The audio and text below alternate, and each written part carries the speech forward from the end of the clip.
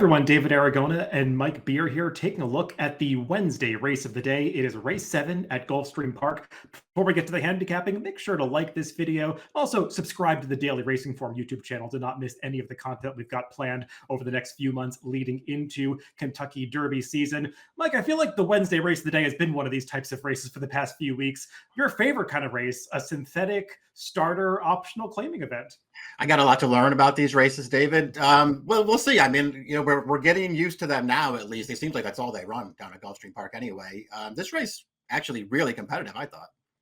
Yeah, it's definitely a race where you can make cases for a lot of the runners in here. Maybe the 3 one-time will are a little tough to build a case for, but it's a competitive affair. The number 1 Tidal Forces is definitely the class of this field. He's faced some tougher company recently, but I feel like we just had this conversation about him, Mike, when he was competing 2 weeks ago, and he was a disappointment that day.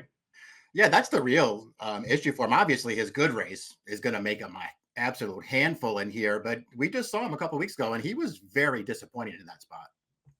Let's take a look at the Timeform US pace projector for this race to get a sense of where Tidal Forces and others might be placed in the early portions of this race. And Mike, Tidal Forces has shown good tactical speed in 2 of the last 3 races on the synthetic surface, actually the 2 races that are at this level, but it didn't really work out to be so aggressive last time. So I wonder if Tyler Gaffalione is going to be looking to go forward from the inside or maybe concede to somebody else to the outside, but it's not like there's anybody in here who is a confirmed front runner.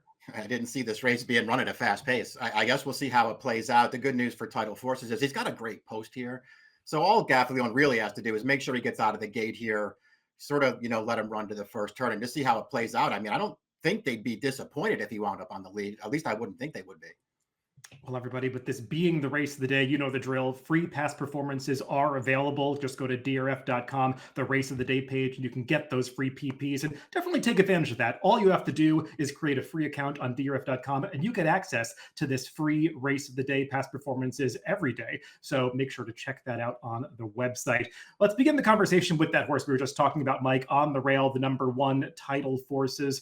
And they bet him down to 3-5 last time at this level against a field of similar quality. They rode him like his main rival was that horse KC Chief, who's kind of a need the lead type, and they went after that foe on the front end, put him away, but it left him vulnerable to all of the late runners, and he was swallowed up by those horses late. He's going to have to do better to beat this field. Yeah, I just didn't like the performance last time. Even if you want to say maybe they got a little over aggressive with him, I still didn't think that he ran well in there. And it's not like the horse that won the race, Soulmate, came from a million lengths out of it. He just sort of sat right behind this horse and easily outfinished him. I mean, listen, he was just really disappointing last time. It doesn't mean he can't bounce back here. His good race obviously makes him really tough, and there could be a really good trip coming. But you're going to be asked to take it won't be 3-5 in here, but you're going to be asked to take another short price on him. The number 2 is Stroke of Midnight, who definitely is not going to be one of the shorter prices in this race. But Mike, this horse has been in pretty good form as of late, and we'll take a look at the replay of his most recent start, which was the best effort that he's put forth to date, closing for second against a field of similar quality. I mentioned KC Chief being a horse that Tidal Forces had dueled into defeat last time. This was his race 2 back when he was able to set a comfortable pace on the front end. And that Stroke of Midnight, the number 10 coming into the screen, who's going to close well for second, had to negotiate some traffic in upper stretch before working his way into the clear. And Mike, this horse is stepping up against a slightly tougher field here, and he maybe doesn't stack up against these from a class perspective. But something I've noticed watching a lot of synthetic races is it almost feels like class doesn't matter that much. And horses that are in good form just seem to keep running well if they've got good races to go back to over this surface. Yeah, I mean, listen, he's in really good form right now. I really liked that performance that we just watched there last time. I mean, he really had no chance to win. But I did like the performance, the late run that he put in there. I mean, I guess if you want to bet him, and first of all, you're going to get a fair price. So there's no reason to get too nitpicky with him. But I guess you do have to reconcile the race 2 starts back, and maybe just being so aggressive with him didn't work out. But he was really no match for King D'Oro, and King D'Oro is right back in this field as well. Yeah, just have to hope that being forwardly placed with no cover was not the right running style for this horse, because he did run well prior to that when they held him up in behind horses with this same rider aboard, who is a low percentage jockey, but did give a good ride when he won 3 back. The number 3 is one-time Willard, who's just a little slow for this field, Mike, based on his recent form. He's making his first start off the claim for Kelly Breen, who's got a couple of runners in here, and this one will just need to really improve going back to the synthetic surface. Yeah, exactly. They only ran him out of once. It's not a great performance. I mean, I guess the figure that he earned for that one synthetic race is in line with his turf races. So, maybe that's a good sign. The problem I had with him, David, is I don't think his top turf race is going to be good enough if he transfers it over to the end of this field.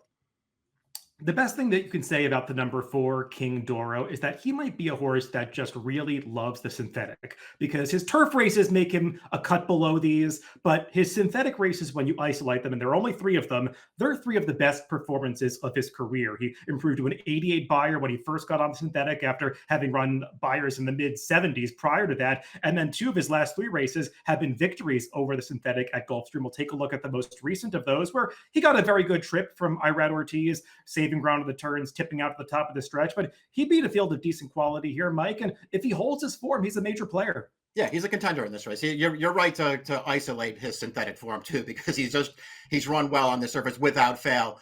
We'll see what kind of price he goes off at, I guess, David. If you're going to nitpick him, or if I'm going to nitpick him anyway at a short price, I'm just going to say when he won 3 starts back, he was 3-5 and he got a perfect trip. And when he won last time, he was 4-5 and he got a perfect trip. And he's probably facing some tougher horses here. Mike, the number 5 Space Launch is a horse that we're familiar with from back early in his career when he was competing in New York, mostly on the turf. Recently, he's tried the synthetic surface in his last 3 starts. It kind of felt like he lost his best form in the second half of last year. Now he's making a second start off the claim for Kelly Breed, who's got a couple of runners in here. I didn't love the last race, but maybe it's a sign that at least he's showing some signs of life again. Yeah, maybe it is. Didn't really know what to do with him. I remember you mentioned him running in New York on turf. I was never, a huge fan of him in those races, but he was always okay. It seems like he does handle the synthetic surface. I guess if you want to give him an excuse for the last one, he did most of the chasing after that wire-to-wire winner, and he just got tired in the stretch. I would have liked to have seen him, make a race of it at some point, David. He couldn't do it.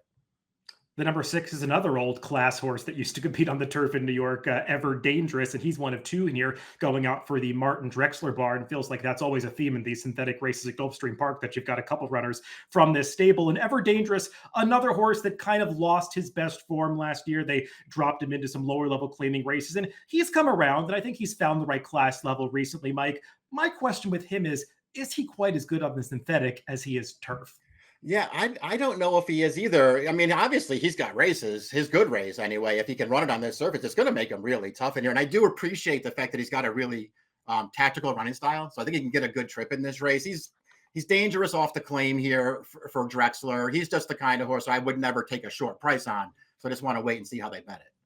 And I found this DRF formulator fact for Martin Drexler, who, as you were referencing, does very well off the claim, especially in this situation on synthetic at Gulfstream. High percentage, high ROI. Let's go to the next Martin Drexler runner to close out this field, the number 7, JP Hellish, a 9-year-old now, Mike, who has run plenty of races in the past that would make him really tough on this field. Claimed away from Martin Drexler back in November of last year, but they dipped back in to take him back for $35,002 back. And his first start off the claim for the barn, getting back into his old stable, just not the ideal trip.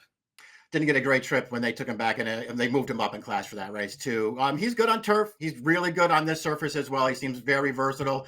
I thought 2 starts back, the last time they ran him on this surface for this tag, thought he ran fine in there behind that wire-to-wire winner there. He just couldn't get to him. I'd like to see them get a little aggressive here. We'll see how Dylan Davis plays. He's got plenty of speed, David. I'd like to see them get aggressive from the outside here, either try to make the lead, and if somebody goes to his inside, maybe they can just fall into a really nice trip. Yeah, I had trouble getting past his recent form, but he is a horse that has plenty of backlash that would make him tough on this field if he can refine it going back to the synthetic surface. Let's throw up our picks for this race, Mike, and you're going to go with that horse we were just talking about, the 7, JP Hellish.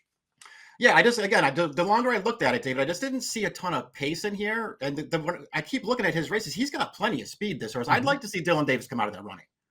Yeah, I'm not exactly sure what kind of trip the horse that I put on top is going to work out, the 2 Stroke of Midnight, because it does seem like he does best when he gets held up and makes that one run, which might not work in here, but he's going to be the right price. He's in great form for a lower profile barn that is going to guarantee that at least I get paid if I'm right on him. So 2, 4, 1, 6 for me and 7, 1, 4, 6 for Mike in the Wednesday race of the day, race 7 at Gulfstream Park. Good luck if you're playing the races later this week.